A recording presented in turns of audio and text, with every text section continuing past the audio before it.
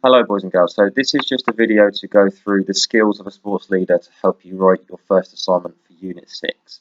So looking at this page that we've got up here, the first skills of a sports leader are the communication, organisation of equipment, knowledge, and then the advanced skills are activity structure, target setting, use of language, and evaluation. So I'm just going to go on to the next ones for you. So here's the next slide. So just going through communication. Communication is obviously very important for a sports leader because you need to be able to communicate to the pupils or people that are in your session, and you're going to do this by verbally talking like I am now, and non-verbally using facial expressions, bodily gestures, so things like pointing, smiling, doing facial expressions as I've just said, and then the other part of communication is obviously from the pupils themselves, or the people that are in the session, is listening. So making sure that those people are receiving the information from the person that is that is the sports leader. Okay.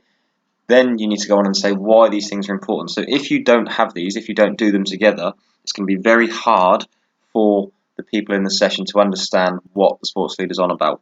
Okay, and they're going to find it difficult to pick up the techniques that they're teaching them, and therefore no one's going to make any real progress. So it's really important that they do verbal and non-verbal together, and that the people in the session are listening to the sports leader.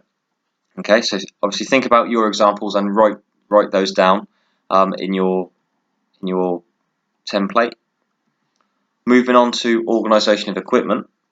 Obviously you need to be aware of both the facilities and the equipment that you need to deliver your session.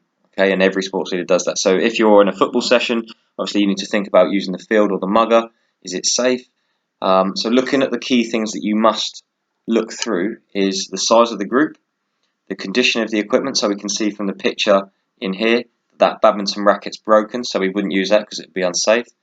The variety of equipment, but why you need to start thinking why you might need a variety of equipment. Now the reason for this is because you would have people of different abilities. So if you've got someone that plays badminton at a really high level compared to someone that plays at a really low level, not played much before, they're going to be completely different. So you want to be able to make sure that they can both make progress at their own rate. So someone with a high level playing badminton might want to use a really fast shuttle, whereas someone that's not played much before may want a really slow shuttle, so it goes slower and they can organise their body more to be able to hit the shuttle at their speed.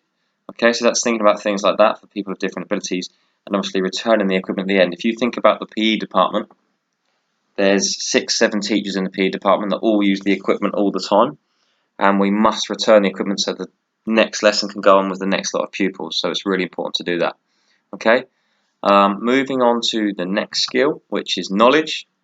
A good sports leader should have a high level of knowledge about the technical and tactical demands of each sport. So again, if I was to go into rugby this time, I must be able to teach the pupils about how to tackle properly, about how to fall down safely, about how to pass the ball properly, all different things like that. And then obviously when we're playing a game, about how to defend and attack and do different things like that. Now I'm going to give examples. So you might have a thing called a blitz defense.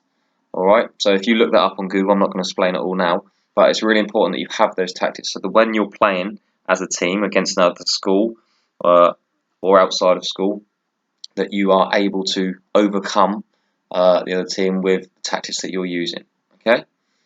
Obviously looking at different fitness requirements for each sport, so there's going to be, compared to basketball for the football, you're obviously going to be able to jump up higher at certain times to shoot in the basket and defend shots coming in, compared to footballers that have to run for long periods of time and sprint. So the fitness requirements are very, very different.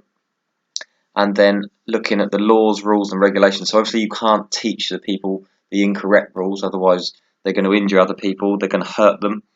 So make sure that you're writing about those.